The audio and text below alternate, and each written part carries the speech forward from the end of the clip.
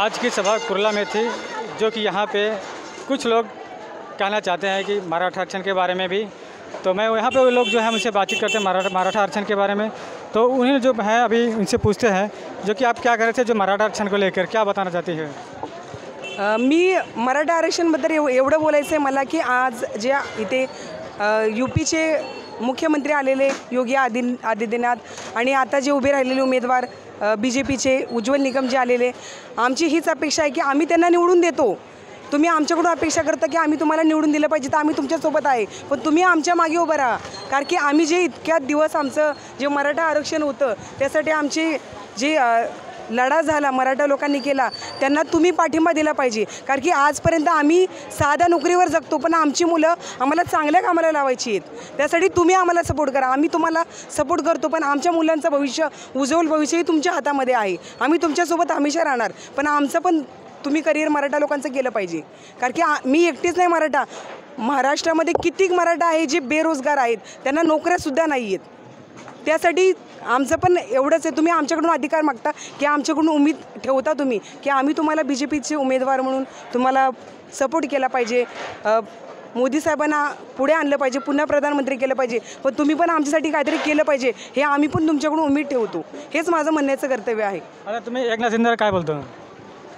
एकनाथजी शिंदे आमच्यासोबत आहेत, पण सर्व युती मिळूनच हे ठरवलं जाणार ना की मराठा आरक्षणाचं काय होणार। एकनाथजी शिंदे काहीच करू शकत नाही आहे। सर्व जे आता कशी तुम्ही महायुती करता तसं मराठा आरक्षणासाठी पण तुम्ही युती करा ना। त्यासाठी तुम्ही सर्वांनी केलं तर आमचं का नाही होणार? आम्ही पण आता मागासलेले आहेत, आमच्याकडं म्हणजे खूप गरिबी, आमच्याकडे आता शेती पण राहिली नाही, आम्ही काय करणार त्यासाठी? मैडम तुमचं नाव काय? शुभांगी चांदगुडे। शुभांगी चांदगुडे, आपको क्या लगता है? नहीं, हम लोग को ये लगता है कि हम लोग का भी कुछ फ्यूचर में होना चाहिए, क्योंकि हम लोग भी एनी टाइम हम लोग सपोर्ट करते हैं, कोई भी खड़ा होएगा तो हम लोग को सपोर्ट करते हैं, लेकिन हम लोग का फ्यूचर के बारे में कोई सोचता नहीं है।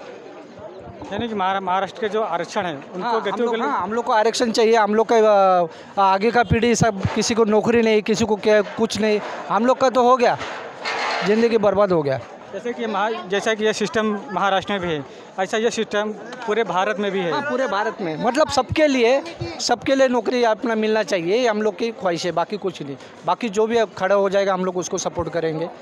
जैसा आप क्या कहते हैं? वही आरक्षण तो मिलना ही चाहिए। आरक्षण के लिए तो हमने बहुत मोर्चा निकाले, सब निकाले, तो कुछ हुआ नहीं। उसके बाद में बोलते आपको देंगे, उसके बदल कुछ नहीं मिला।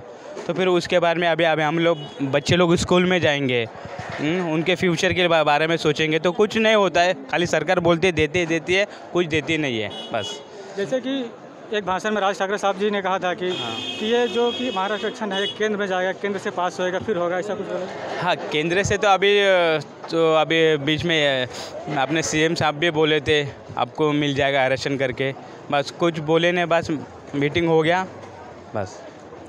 हो सकता है इलेक्शन की वजह से उन्होंने चुप बैठ गए रहेंगे, फिर आने वाले टाइम अभी इलेक्शन तो का आता जाता रहेगा। अभी बोलेंगे आपको इलेक्शन के बाद दूंगा, तो होता नहीं है। तो फिर एक बार आएंगे इलेक्शन के लिए वोट मांगेंगे, फिर नहीं आएंगे। देखिए कि यहाँ की जो जनता है, कहने का इरादा कहते हैं कि जो मराठा आरक्षण है वो अभी जो है मराठा का जो आरक्षण है उसको लेकर अभी चर्चा में चल रहा है। News SRB Ramkumar.